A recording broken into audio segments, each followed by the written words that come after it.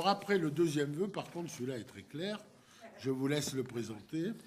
Donc je vais en redonner le contenu.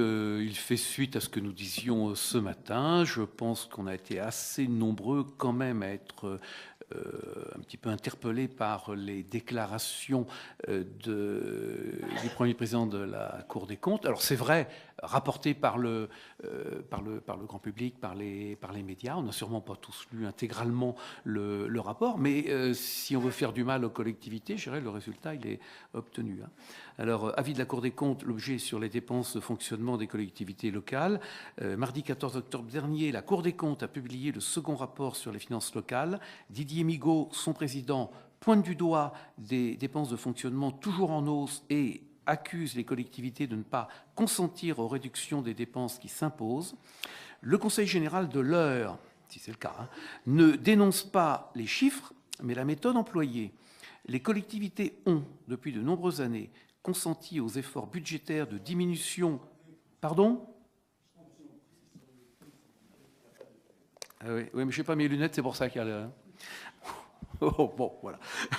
De dépenses publiques. Or, parallèlement, l'État poursuit le transfert de nouvelles compétences. Le Conseil général de l'Eure déplore que le gouvernement décide sans concertation et dans l'urgence de nouvelles contraintes réglementaires induisant de la dépense publique complémentaire. Le Conseil général de l'Eure souhaite des états généraux de la dépense publique au niveau national comme au niveau local. Alors, j'ai eu l'occasion de discuter de cette situation, franchement, avec des élus de toutes nuances, notamment au cours du week-end dernier, y compris avec le président de la Commission des finances locales,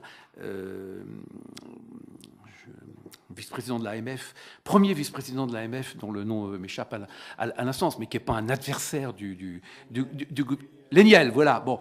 Et je pense que tout le monde était quand même à peu près d'accord pour dire qu'il était difficile de penser que quelqu'un de l'expérience, de la qualité et de l'expérience de Didier Migaud puisse avoir uniquement par inadvertance souscrit, en tout cas, une telle communication sur ces travaux. Alors, qu'il ait constaté certaines dérives, je dirais, on a 36 000 communes, on a plus de 100 départements, on a un certain nombre de régions, ça se peut qu'il y ait des cas parfois de dérives, mais dans l'ensemble, communiquer comme il a fait communiquer, sans dire en parallèle la lourdeur des transferts qui ont été imposés, sans compensation, ou avec des compensations tout à fait insuffisantes qui vont en se réduisant, alors qu'on est sous le coup encore d'une nouvelle qui a paru un peu saumâtre, celle de la non-continuation sur la deuxième année de l'aide pour les rythmes scolaires pour la quasi-totalité des communes. Je dirais, ça ne passe pas. Et ça ne peut contribuer qu'à créer un état d'esprit dont on voit bien ce que l'on veut tirer à l'encontre des collectivités, des communes, mais tout particulièrement des départements, parce qu'on fait un amalgame. Grosso modo, les collectivités ne savent pas tenir leur compte. Alors, par ailleurs, c'est pour ça que le vœu se veut quand même modéré, pondéré. On ne refuse pas tout effort de rigueur et même de fait d'être associé et même mais non, pas forcément. Moi, je dirais en soi, ça ne me choque pas que un gouvernement dise, c'est quand même bien quelqu'un qui désigne une ligne de conduite, alors on est d'accord ou pas d'accord avec, mais si le gouvernement va systématiquement dans un sens et les collectivités locales dans l'autre, je dirais la politique économique du pays, forcément, elle est un peu de travers. Bon. Donc moi, que l'on soit associé à un certain effort, pourquoi pas, mais dans une certaine logique, dans une certaine transparence, dans une certaine loyauté. Parce qu'il faut dire quelque chose. Depuis quelques années, et malheureusement ça dépasse les majorités, les gouvernements successifs ont fait semblant de faire des économies. Car ils ont fait des grandes annonces, ils ont peu baissé la fiscalité, voire ils l'ont augmenté, et même depuis quelque temps ils l'ont augmenté grandement, et puis ils nous ont pour l'essentiel, refiler à nous, les collectivités, ce qu'ils cessaient de faire. Bon, ça, ce genre de situation ne passe pas auprès de l'opinion, qui décroche d'ailleurs par rapport à tout ce que l'on peut dire. Et c'était la raison pour laquelle il nous semblait que la déclaration de M. Migaud méritait une réaction de notre part, modérée. on s'adresse à un magistrat, même si c'est un magistrat un peu particulier quand même, mais c'est un magistrat. Mais il faut quand même leur dire aussi que... Pardon ? Peu importe, hein, mais bon, puis je pense que le personnage ne manque pas de... Mais c'est d'autant plus dangereux, d'ailleurs. Il a un certain crédit dans l'opinion de dire calmement, de dire que... Pardon ? Non, je dis pas. C'était pas pour cette raison. Bon, en tout cas, voilà. C'est l'orateur fini. Oui, bon, petit orateur en l'occasion, pour dire, je pense que nous avons intérêt, comme de très nombreux départements, de très nombreuses collectivités, de marquer notre émotion face à des déclarations comme celle-ci, qui sont de nature plutôt à tromper l'opinion que de l'éclairer. Merci, Monsieur Lejeune. Monsieur Recourt. Oui, je connais bien Didier Migaud, qui a un parcours exceptionnel. Oui, mais moi je l'ai. Qui a un parcours exceptionnel et qui fut président de la commission des finances de l'Assemblée nationale à l'unanimité de l'Assemblée, donc dont les compétences et l'objectivité étaient déjà reconnues depuis longtemps, qui se trouve aujourd'hui le président de la Cour des comptes, bien qu'il fût député préalablement de notre parti, il a été nommé par le président de la République précédent. Donc ça, c'est pour Didier Migaud que je le dis, parce que je pense que c'est quelqu'un de tout à fait remarquable par ailleurs.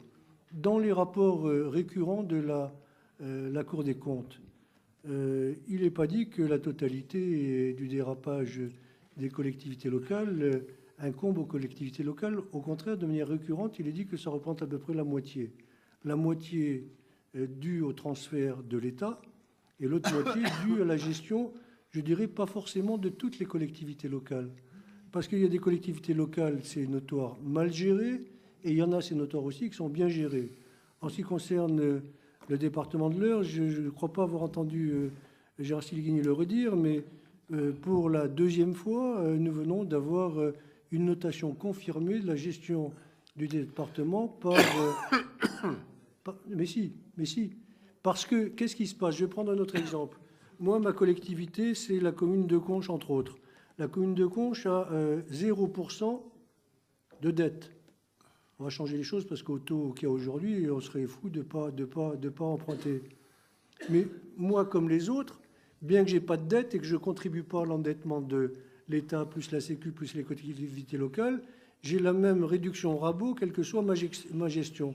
Et pour les départements, c'est pareil.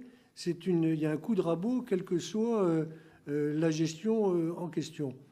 Alors, de temps en temps, je l'ai un peu saumâtre de payer pour les mauvais élèves, quoi.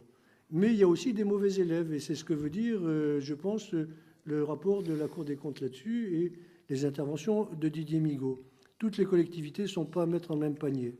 Alors, il y a en même temps la reconnaissance, et ça a été évoqué, des transferts non compensés ou non compensés antérieurement.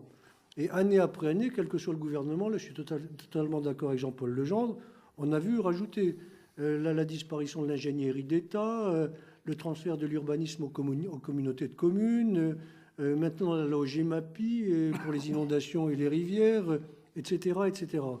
Et donc là, en effet, il faut dire que ça, peut-être, ça suffit. Mais en même temps, il faut aussi balayer devant sa porte. Je vous rappelle que ce matin, c'est Louis Pétier qui demandait un plan structurel d'économie sur le fonctionnement des collectivités locales et en particulier du département.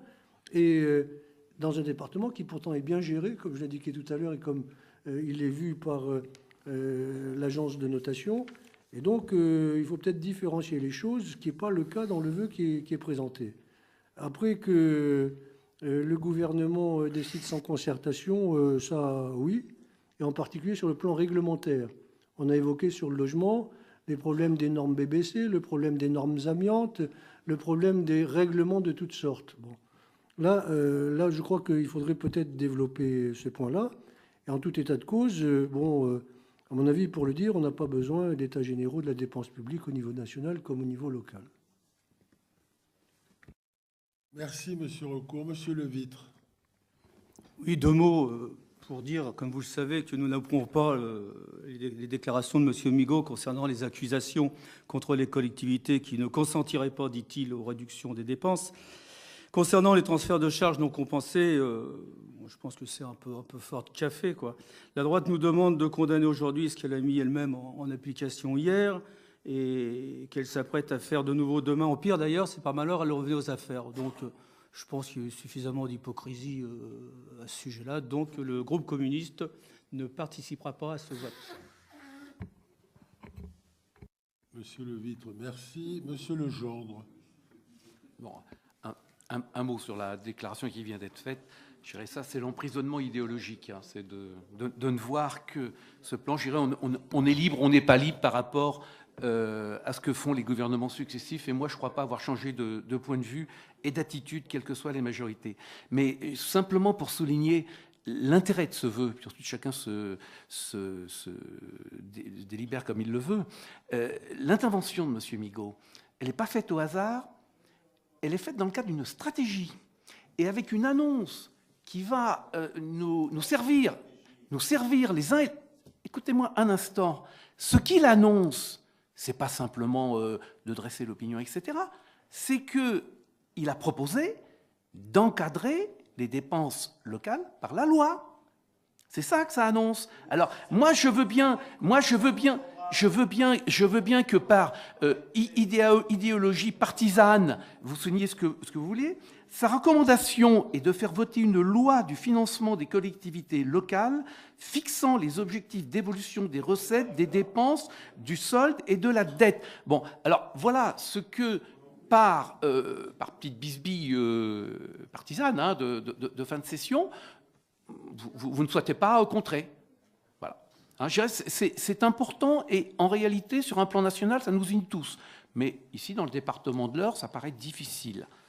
C'est pas trop grave. On n'est qu'un centième parmi les autres départements.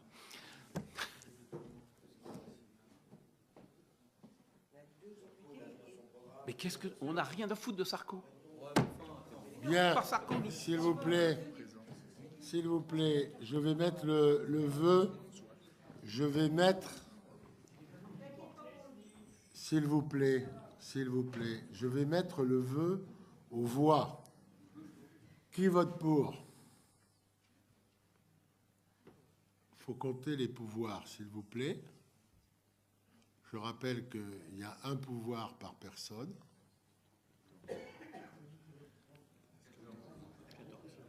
14. Qui vote contre?